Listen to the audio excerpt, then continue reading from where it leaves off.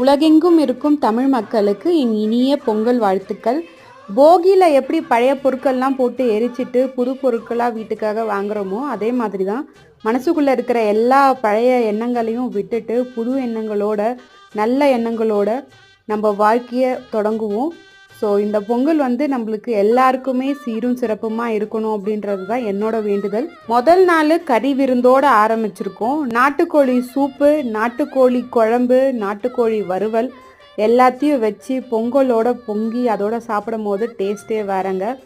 அது மட்டும் இல்லை, அடுத்த நாள் பொங்கலுக்கு பொங்கலை நல்லா பொங்கல்னு பொங்க விட்டு அது கூட எல்லா காய்கறியும் சேர்த்து வச்சு சாப்பிடும்போது அருமையாக இருக்கும். அதுவும் நம்ம உறவுகளோடு சேர்ந்து அந்த பொங்கலை கொண்டாடும் போது இன்னமும் அருமையாக இருக்கும். சக்கரை பொங்கல் மாதிரி எல்லாரோட வாழ்க்கையும் இனிப்பாக இருக்கணும், அதுதான் என்னோட ஆசையும். உங்கள் வீட்டு பொங்கலை எப்படி சிறப்பாக கொண்டாடினீங்கன்னு கமெண்ட்ஸில் போடுங்க.